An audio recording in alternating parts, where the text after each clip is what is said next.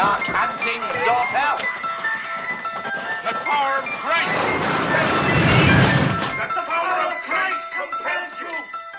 The power of Christ compels you! The Exorcist is a horror film that came out in 1973, and it's honestly the most iconic representation of demonic possession. I have a good friend here with me named Velvet Argueta. Argueta. There you go. She's a good friend from high school, and she is the one that actually picked The Exorcist to review. So why pick this one? Is it because it's iconic? Do you have like a personal thing with it? Is it just because it's groundbreaking? Go ahead, I'll let you talk. Well, I remember watching it when I was a kid. Always scared the shit out of me. Yeah, me too. Scared the shit out of everybody. Yeah, that was horrifying for all of us. So yeah, it just always stuck with me, even though when I was younger I never watched the whole thing, but understandable. Crazy ass film. So that's it, just because you saw it as a kid and just want to talk about it? Yeah, because I mean, it's something that, like, you know, that one memory that sticks with you from when you're like a child to like when you're adult, you never forget about it. That happened. That was the one for you? That was the one. Poltergeist is the one that did it for me. Really? Yeah, the scene where the guy tears his face off in the mirror.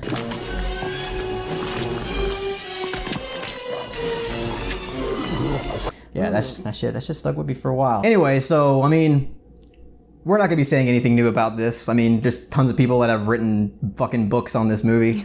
But it's Halloween, and you can't go through Halloween without talking about The Exorcist. The thing that holds up the most today, in my opinion, is the sound design. That's just me. There's other things in this film that are still impressive to me, like some of the prosthetics and just some of the aesthetic qualities to the film as well. I thought are still really good, but some of that dates a little bit. Like, for instance, the makeup and the prosthetics kind of are dated.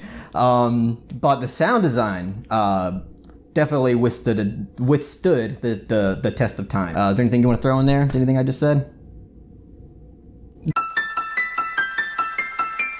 So what was the most impressive aspect of the film to you? I think her performance, because I mean, she was so young. It was one of these movies that, like he said, it was the first of its kind or whatever, and she's just performing this demon type possessed thing, and it's just, even today, honestly, one of the best portrayals of demonic possession. Definitely, because I mean, there's nothing for her to look back at, to reference, and she went all the way with it. She did, and that shit was wild. Linda Blair, right? Is her name Linda Blair? Yes. Yeah. Linda Blair. So one known lore thing about this film is that when it came out, you know, this was like a terror phenomenon. They were coming out of the theater like fainting and passing out. You can go look up videos. Actually, I'm gonna go and play the video right now as I'm talking. You can see people actually walking out of the theater and passing out after seeing the screening of this film. And you know, people were that moved by this movie, and they were that immersed into this film's world to the point where they were actually they couldn't handle it and they would black out. But now, like, if we were to release this film now in 2017, you know, you're not going to see people fainting, like, or really anything close to that, because again, it's kind of a mixture of some things being dated and also us just being kind of desensitized to the material. Like, we've seen so many different portrayals of demonic possession that it's not really going to faze us too much anymore. Yeah, definitely. Let's say you show this movie to a group of teenagers who's never seen it, they'll think it's so boring. Oh, of they course. won't know anything. They'll be like, oh, this is such a lame movie. And it's like, if you look at the history of this movie, it's crazy. I mean, we were just so desensitized, and we see blood, gore, guts, and that's what we want to see. That's what people want to see. And when they see stuff like that, it's like, this is boring. This is not what I want to see. We're just used to it, man. Yeah. That's all. It doesn't, like, literally the showiness of that, like the blood, gore, and stuff, like, that's not really what scares us now. That's really just something for fun now. That's just something for us to eat popcorn to and be like, oh, that's fucking cool. It's not really something that's gonna get you at your core. Maybe if you're a kid growing up and you see that, yeah, you're gonna probably be scared. But, you know, in today's time, you know, the kind of like showiness of that, like with the blood and guts and vomit, and yeah, it'll gross you out, but it's not gonna cause you to like have nightmares and faint. And block out movies or anything like that. Yeah, like that's not gonna happen to you. If someone were to ask me if today, like if a 15-year-old came up to me today and say, hey, which movie do you think I would get more scared at? And it was a choice between like Annabelle Creation or like The Exorcist, I would probably have to pick Annabelle Creation, just just because I know that their vernacular, like they're viewing this from their own vernacular. But if you watch something that's more modern, like Annabelle Creation, they'll be able to immerse themselves much easier in a film like that. It certainly doesn't take anything away from the Exorcist. Sorry, I mean, what kid today would you really expect to get scared from this movie? Like, not much. No, I mean, they might get freaked out, but I mean, they're not gonna get nearly. That's as scared. even if they sit through the whole movie. I mean, it explains the different stories with the priest and then his mom, and I mean, if they sit through that, maybe they'll get creeped out. Yeah, that's kind of another thing about this film is that it's actually like pretty slow. Like it takes quite some time for anything genuinely scary to happen in this film. I remember watching this as a kid, and I'm glad you brought that up because it was actually very hard for me to actually get to like the notable stuff in this film when I tried to watch it as a child. I think I tried to watch it 2 or 3 times before I could actually stay up through the whole thing. But I mean, again, it doesn't really take much away from the movie. But it is though, like it does take a long time for things to start rolling and for things to start happening, which honestly is good. I like that in a horror film. I like for horror films to take their time and to really wind that tension. So that way when the big scares come, it's actually more effective and meaningful. At least you had that. You try to watch the whole movie. When I was shown this movie, I was shown the scariest parts. So I was just thrown out in there. Yeah, bad. Like with so you were already like kind of shown what this, you already saw the kind of madness this film had before you went into it. Exactly. Yeah. So I didn't watch until recently. Well, not recently, but somewhat a while recently, ago, I saw the whole movie. But I mean, that's why this movie stuck with me, because when I was a kid, the first thing they showed me is her shaking in the bed. The turning her head. Turning her head, yeah. You know what she did? Your canting daughter. Projectile vomiting. Yes. And then the stabbing. Oh God, no. Ugh. Oh, the stabbing in the crotch with the cross. Fuck you! Jesus, fuck you! Man, fuck you! That right there. That was like, back then, I mean, we were all Christian families and whatnot. Ooh. And that to me was like, oh my goodness, did she really just... Yeah. Yeah, that was... Yeah. It's horrifying. It's pretty horrifying. Intense. Yes, very intense. Bloody. Very bodily movie. Yes. A lot of bodily things happening. So, I guess we'll do the letter grade system because that's what I do, but you can do whatever the hell you want. I don't mind. But if I were to grade this film, I would probably give it an A. The only reason why I wouldn't give it that A+ is maybe just because it does take maybe a little bit too long to get to that good stuff, and also because of it's not fully dated, but it does show now when you watch the film in this day and age it has dated a little bit. I would probably give it the same grade too, because it is iconic. It's so when you think of horror movies, that's one of the first ones you think about. I mean, it set the standard for demonic possession, basically. Definitely. I mean, I could be wrong, but this is at the very least, this was the movie that people knew. This is the movie that got people, exposed to this kind of stuff, like demonic possessions and stuff like that. They don't even have to watch the movie to know what you're talking about. The Exorcist. I mean, everybody knows they're talking about the girl with her head spinning and all the projectile vomiting. I mean, everybody knows. This movie's stapled in our culture. Like, it's like you can't talk to anybody who's never heard of this movie. Like, if you ever talk to somebody and say, "Oh, no, I've never heard of that movie," you're just like.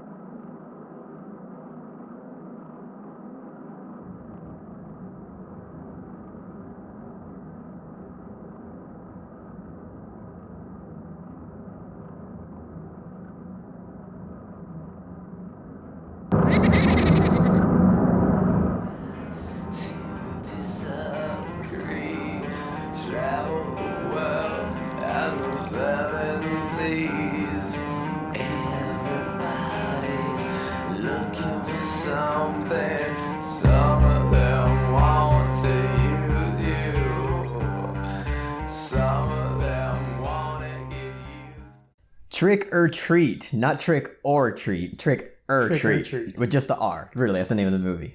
It's directed by Michael Dougherty, and it's a horror / Halloween movie that kind of takes this cool structure of like 3 different stories happening in different places, but it's all happening at the same time, kind of thing. And we both kind of chose this movie.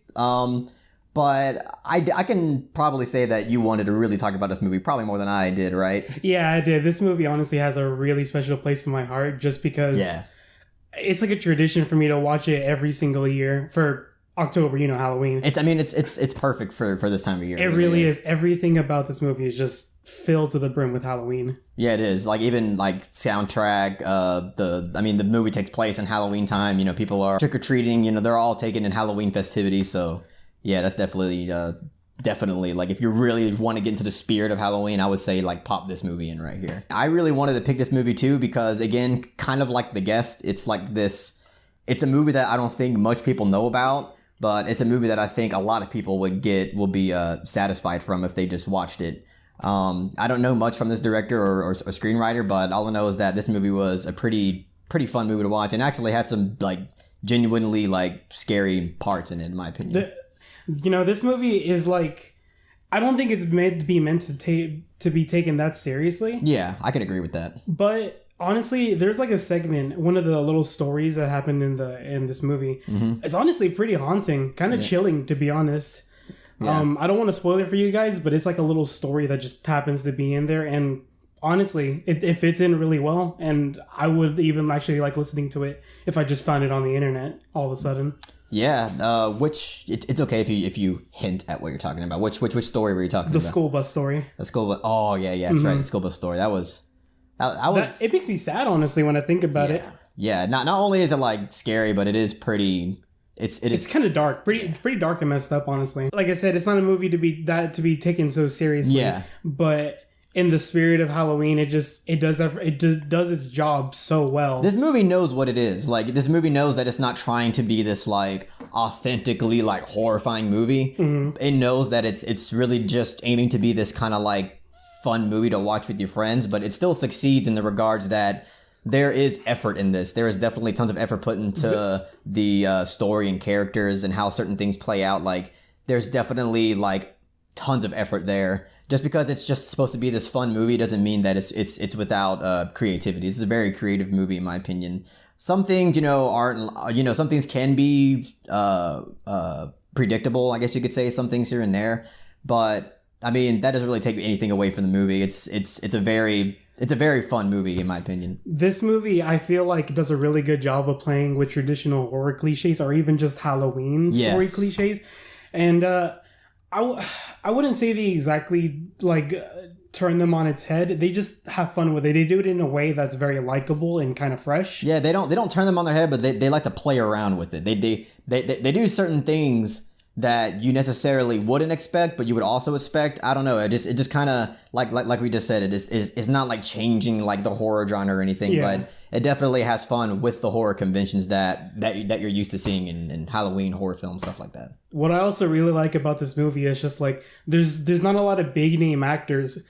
I don't even know any of the actors or actresses like names or what they're from. Yeah, there's only one actor that I know. I just don't. For the life of me, I can't say his name, but it's the father of that one kid. I know who you're talking about. You know what I'm talking about, right? Yeah. I don't know his name. I might show his face right here in the video. This guy right here. I don't know.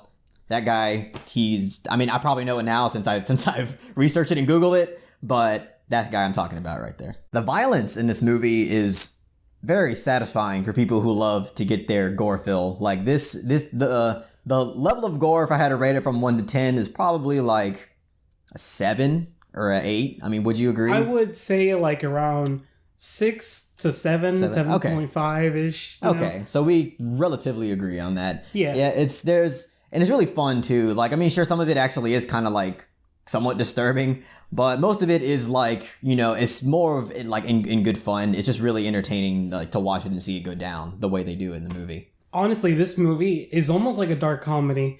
It's not exactly a dark comedy, but throughout the whole movie, they just throw a lot of really situational humor jokes at you, and it's really enjoyable for that. Like I said, this movie is just perfect. If you just want to have a good time. Yeah, that's actually very true. I forgot about that whole sequence. Again, you know, with the dad, there's like an entire kind of like. Oh, I love that part. Yeah, it's a really like funny moment, but it's darkly funny. It's definitely like black dark humor to where you're laughing at it, but you know, like I probably shouldn't be laughing at this, but damn, it's funny and I can't help it. The only problem was when I first saw this movie back in Netflix, like around 2010. I missed out on a great opportunity because I looked at the name, saw how simple it was, and then I saw the cover and I was like, wow, that kind of looks like a shitty little B-rated horror movie. Yeah. That probably no one's gonna give a shit about. I was totally wrong though. I watched it with my friend way back in the day, and it turned out to be one of my favorite Halloween, movies, entertainment pieces ever. Yeah, I mean, I can definitely agree with that. I actually didn't watch this movie until you were like, you have to watch it, Carlos. You have to watch it. It's so much fun. The first time I watched it was with you because I was kind of doing the same thing. Like, this movie at face value seems like a generic like B-grade movie, but it's not. There, like I said earlier, there is effort into this. There is creativity put in this. Yeah, it's more like it doesn't take itself seriously in the same way that a B-grade movie would, but it's not a B-grade movie in the sense that it actually does. Try with its characters and story and even like tension build up and comedy, the dark comedy. This movie has tons of effort put into those fields and yeah. So I mean, I guess that's all we're gonna say about the film. I guess we'll move on to grading it. Yeah, please check it out. I'm gonna grade it because I like grading it. I guess we'll use the letter grade system again because that's what I use. You can use whatever the hell you want. Thanks, man. Yeah, use whatever you want. You have the number grade. That's cool too. If I had to grade this movie, I would probably give it an A-. That's probably what I would give it. What would you give it? I'm feeling 8 out of 10. 8 out of 10? Just because, like, the acting is not, like, top-notch, but it's not bad either. Nobody gives a bad performance. And, again, it's just fun. It's a lot of fun that doesn't take itself too seriously. Yeah, that's our review of Trick or Treat. Go watch it, enjoy it this Halloween because we guarantee you won't be disappointed by it. Not at all. It's a lot of fun. Please check it out.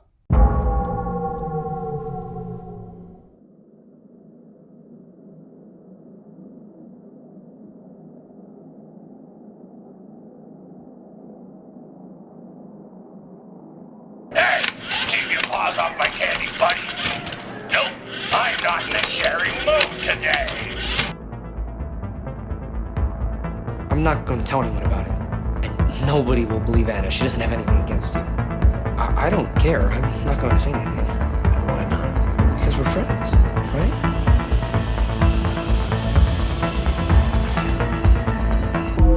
Of course we are. The Guest is directed by Adam Weingard, and it's not really a horror film. It's a Halloween film, but it still fits the category. I mean you watch the movie. You would say that it would fit the Halloween. It does vibe, kind right? of fit the horror. I would have to say it has some qualities here and there, and It's got some horror elements in it, sure, but it's not. I wouldn't say it's a horror movie. It's more of a Halloween themed movie. Anyway. Let me stop blabbering. This is my girlfriend, my Jen. introduction. We've been together for 7 years. Known her since 9th grade. Started going out 11th grade. That's my story with this one, old partner. I'm the lady friend.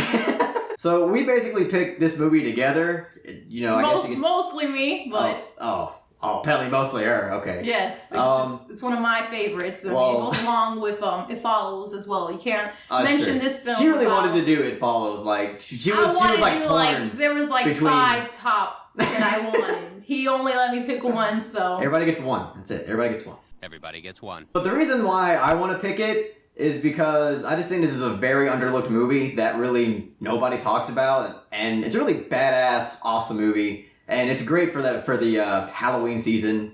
And I just think this is a good time to actually shed some light on it for people who love Halloween and love film in general, who would probably have an awesome time, watching this movie with some friends during Halloween. It's kind of the same as Zachary's, and it has a very nice flow into the Halloween vibe. Not only that, the soundtrack on it is I love the Score. soundtrack. I mean, Holy cow. I'll talk about that in a second, but go ahead. Oh, Soundtrack. not only that, when it did come out, I think we did definitely go to the theaters and actually see it. Oh, I think yeah, that it was was- completely empty, as always. yeah, and empty. some of the films that we tend to see, but End up being empty sometimes. Yeah. But this one was absolutely empty. And I mean, that just made the experience more awesome because it just felt more like personal. Like we were there and we actually like followed this when it was coming out and we saw it. And yeah, it was, no interruptions. So no interruptions, yeah. Well, we get to actually enjoy the quiet Yeah. scenes for the quiet scenes. we don't have to be paranoid of anybody, ruining the film or anything like Yeah. that. So it was awesome just quite to awesome. experience, the world that this film had to offer. Since you talked about the soundtrack,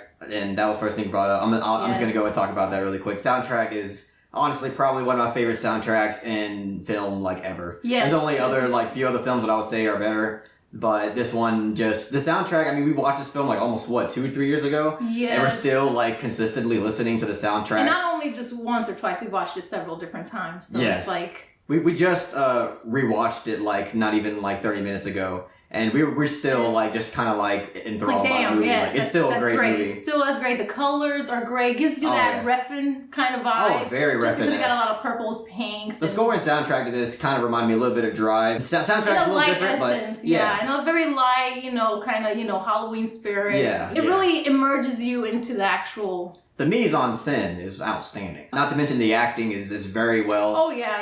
It's very They well did- done. Dan Stevens, this was the role, like, I have never even heard of this guy before.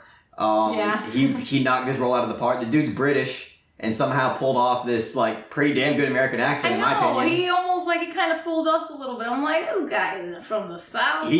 It fooled me, He's he's really good. The eye contact that he kept during all these scenes. Yes. I'm like, hey, the guy needs some eye drops. He's Yeah. probably dying. deep He sees so inside. much cold, hard stares in this Yeah, movie. Like you can it's just tell, he just stares at people so intensely. Like you just feel like he can just see your past, just and he can very- see in your soul with his stare. It's so piercing.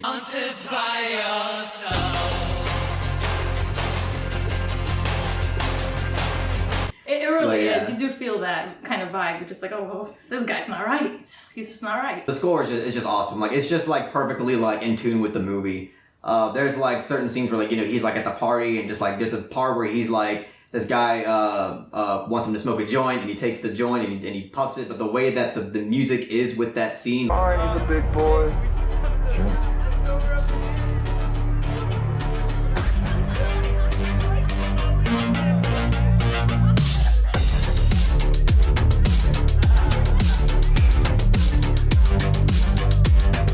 It gives it such and the lighting, just the way it was all done, just really gives you this powerful stylistic moment that you don't really get with most films, honestly. You really don't. There's I don't want to give away Yeah. too much of it, but also I think it's the bar scene. Spoiler alert! I'm just kidding. Not so much. Yeah. Not so. Oh, it pierces me right to my soul. Kind of a thing that kind of reoccurs throughout the whole film. You just kind of get a kick every single time you see a scene. It kind of has a score accommodated with it. So Yeah, it does. It's just really nice. So every Kind time of like Refn films. It's kind of saving that way Yes. too. The scores in the in tune mood, it with sets you in a certain mood. If the mood is supposed to be kind of suave, soft, calm, the colors are matching, the score is matching, even the temperament of the characters is correlating to the scene. So that is just always a nice, pleasant view. So It's just a badass movie. In all seriousness, it's just It really it's such a is. fun, entertaining movie to watch, and it's Undermined. It's very underlooked, undermined, and I would highly recommend this movie. I would highly recommend anything from this director, Adam Weingart. Your Next is also a great movie. oh yeah, that one's so. I also like the Blair. I also like the remake of the Blair Witch. The third act makes that film worth it. Let's just grade this film.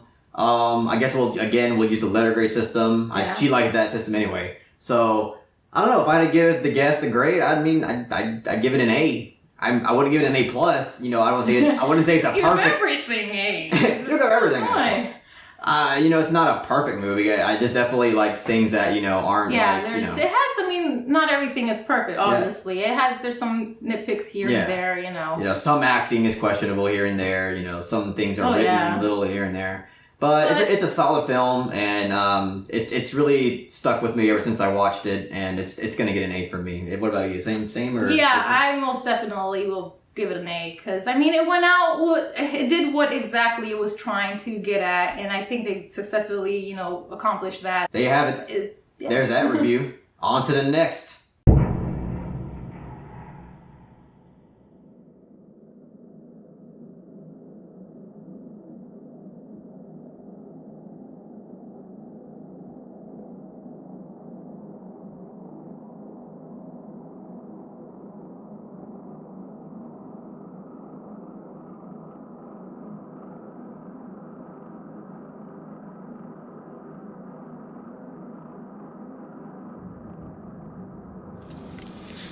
Sally, I hear something. Stop! Stop!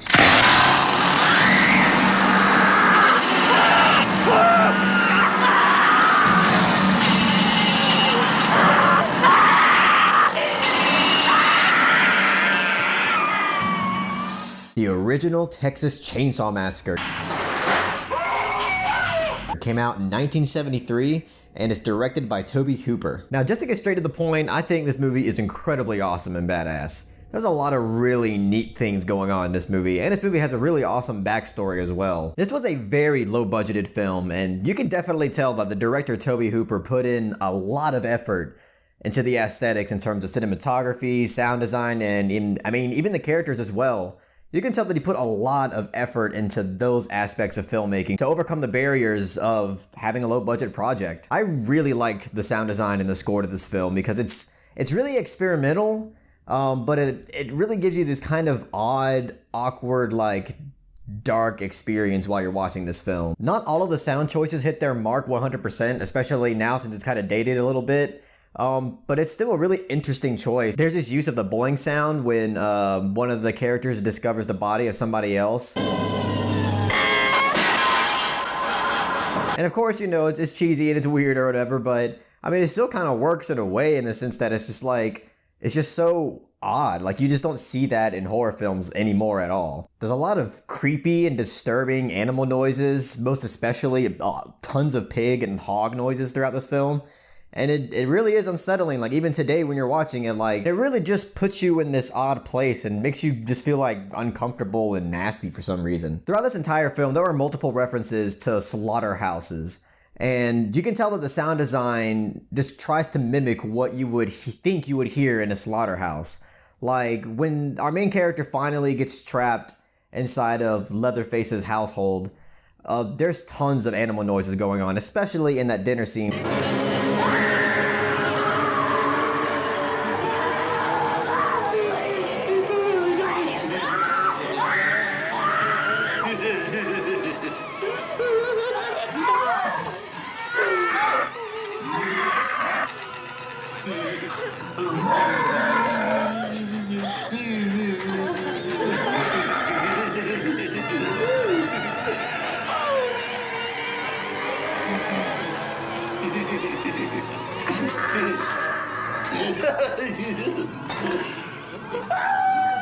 That dinner scene still really, only a very few films have reached the level of immersion that I think the Texas Chainsaw Massacre can achieve, and that scene right there really does a good job at immersing you into that moment. And it's great. And with that scene, you can tell that they were trying to mimic those noises from the slaughterhouse. Like, you can hear the pig squealing. The film just does an excellent job at just like making you feel like inhumane and wrong. Even though you haven't done anything wrong, you're just watching a movie, you feel like there's kind of something wrong with you while you're watching the movie. The sound design also kind of like psychologically plays with your brain. Like, for instance, for the first scene where Leatherface is chasing our main character through the woods and you can't really see Leatherface as he's chasing her. All you can hear is just the sound of the chainsaw that keeps going and going and going.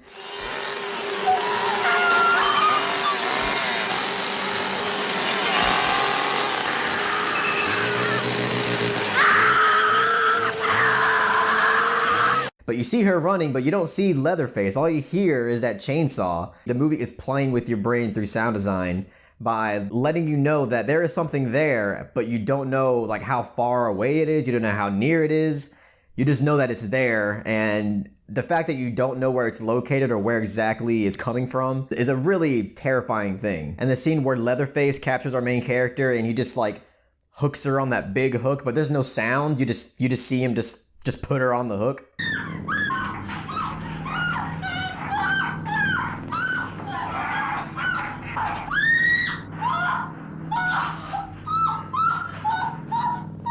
Ooh, just, oh, that right there, just, that's the kind of stuff that will stick with you for a while. Really, the only nitpicks I would have to say about it is that maybe some scenes go on for too long. Like, even though I love the dinner scene, that scene can maybe be critiqued as going on for way too long. Also, the beginning scene where they first pick up the hitchhiker, that scene seems to maybe go on for a little too long. It's just like, when you're watching this film, you kind of think it's a director's cut when you're watching it, but then you realize it's not a director's cut. This is just the way Tobe Hooper wanted to show it to us. But I think it would be fair to say that some scenes went on a little bit too long. Some things could have been cut and it would have probably had the same effect. But I mean, other than that, I think it's a really great horror film. I think it's one of the best horror films ever made. And if I were to give it a grade, I would probably give it an A. Well, all right, that's it. Those are all the horror films and Halloween films that you're going to see out of this video.